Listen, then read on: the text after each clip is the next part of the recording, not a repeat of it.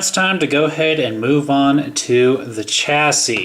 So the first thing I'm going to do is install the battery vents. And as you can see, you slide them at an angle and then they lie flat. Now that the battery vents are installed, I'm going to move to the back and install 2 screws right here and right here.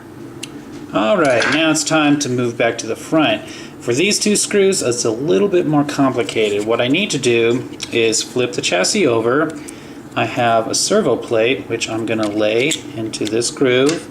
Then I'm going to put a servo guard on top. Flip it back around, and then we have 2 screws that go here and here. Okay, and I'm not going to install the servo yet, and there is a reason. So for now, I'm going to move on to the battery compartment doors. As you can see, it has these 3 little spots that it snaps into.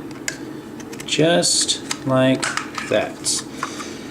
And now you can see that connected to the battery vents are the little knobs that hold the battery door shut. Same thing for the other side. Okay, now it's time to work on the shocks. For the shocks, I already have the main part of it assembled. So for now, I am just going to use Traxxas silicone oil. For anyone who has a mini E-Revo, they would strongly advise that you use a shock oil that has a heavier weight, because, well, the mini E-Revo can bottom out very easily. But I just want to go ahead and get Jester together. So I'm just going to try to keep as many things stock as possible.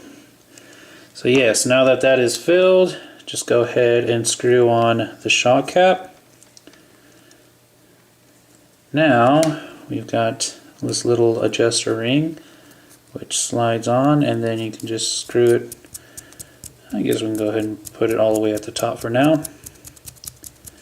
Slide on the spring, hold it back, and then put the bottom brace on. Now I can go ahead and screw the adjusting ring back down. Now I just got to do that 4 more times. And there's my shocks onto the servo saver. So we're going to go ahead and install this onto the front differential, which just goes onto that peg when we put the differential housing together. Now I need to go ahead and put on the top of the center drive shaft. So here we have the top. We need to line this up just right and slide it on. Then the grub screw goes right there. Now I just gotta screw it down. And now it's back to the chassis. So now it's time to go ahead and hook the differential onto the chassis. So we're gonna lay it across the top, and we're gonna get the front shock mount, slide in a shock, make sure it's in there straight, get a screw. It's going to slide through the top of the brace, through the shock, through the chassis, and it's going to screw into the bottom of the differential. Now just got to screw it down the rest of the way and do the other shock. Okay, and it is the same exact process for the rear. Put on the differential, get the shock mount, slide it on, put in a shock, and then line a screw up and run it through the chassis. Next, I need to go ahead and go to the front and install the turnbuckles. The turnbuckles screw in right there. So I just got to line it up and screw it in. And it's the same exact thing for the other side.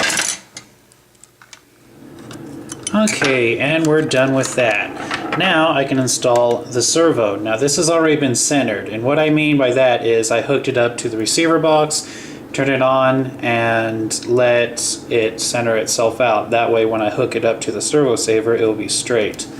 So this cable gets fed through there. You're just going to go ahead and push that down.